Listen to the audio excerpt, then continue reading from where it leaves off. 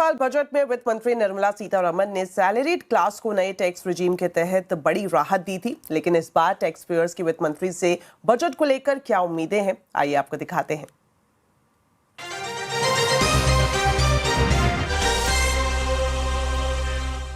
इस बार बजट से salaried class यानी कि नौकरी पेशा लोगों की किस तरह की उम्मीदें हैं, ये जानने के लिए मैं आ गई हूँ कनॉट प्लेस में एक ऑफिस में, और मेरे पीछे आप देख रहे हैं ये वो लोग हैं जो सरकार को इनकम टैक्स देते हैं।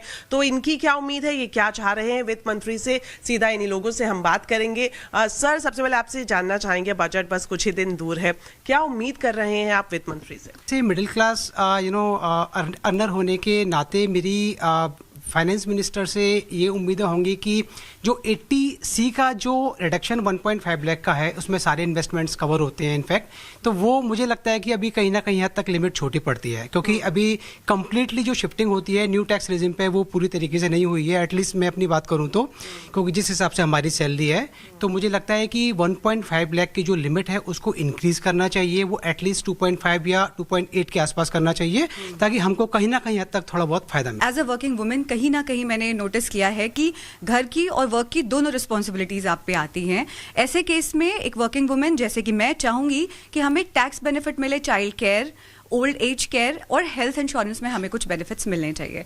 और इसके साथ मुझे लगता है कि कहीं ना कहीं जब मैं अपना टैक्स फाइल करती हूँ तो हमारा ओल्ड टैक्स रिजीम और न्यू टैक्स रिजीम कहीं ना कहीं थोड़ा कम्बरसम है। मुझे लगता है इसे एक हो जाना चाहिए, ताकि एक आम जनता जब टैक्स फाइल करने जाए तो उनके लिए वो टैक्स फाइलिंग ईजी हो जाए। हमारा जो 80C का कैपिंग है वो 1.5 लाख है, वो काफ़ी टाइम से नहीं बढ़ा है। दूसरा जो हमारा सेक्शन 24B में 2 लाख की लोन की इंटरेस्ट की है वो भी नहीं बढ़ा है, वो भी बढ़ना चाहिए, क्योंकि जो होम लोन होता है वो सिर्फ 2 लाख का नहीं होता है ना, उससे ज़्यादा भी होता है।